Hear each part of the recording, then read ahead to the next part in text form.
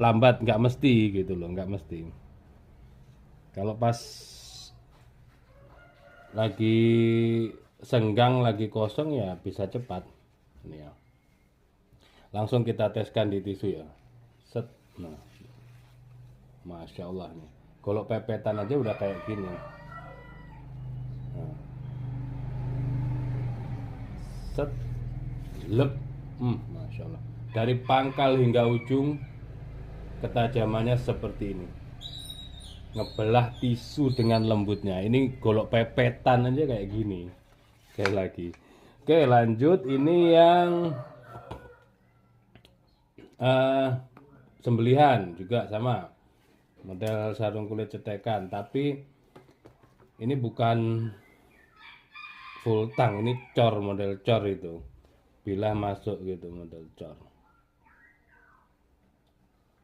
Desainnya seperti ini. Oh ya, jangan lupa dikasih krim yang banyak Pak ya. Dikasih krim, selesai dikasih krim.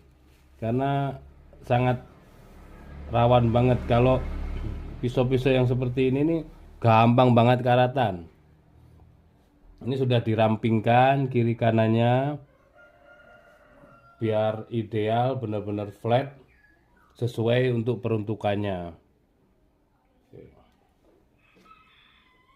Kita tes langsung ke tisu lagi.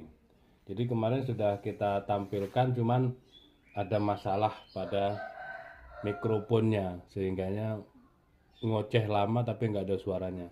Nih, Masya Allah, seperti ini tajamnya. Dan kalau tak benar-benar tajam itu digesekkan pelan saja dari pangkal hingga ujung, dia benar-benar tersayat dengan sempurna, bukan sobek. Dan biasanya itu malah menggok gitu, mengikuti gerakan pisaunya, ngebelok sendiri.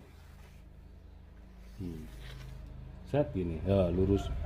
Terus sediakan selain krim, krim itu saat penyimpanan ya dikasih krim penyimpanan. Kalau cuman dikasih singer oil, baby oil, minyak zaitun itu 2 minggu, seminggu 2 minggu sudah kering dan bakal karatan lagi, bakal naik karbonnya.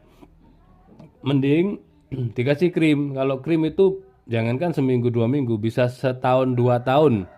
Kalau dikasih tebal, terus selanjutnya dibungkus plastik wrap, itu awet banget, awet nggak bakal karatan.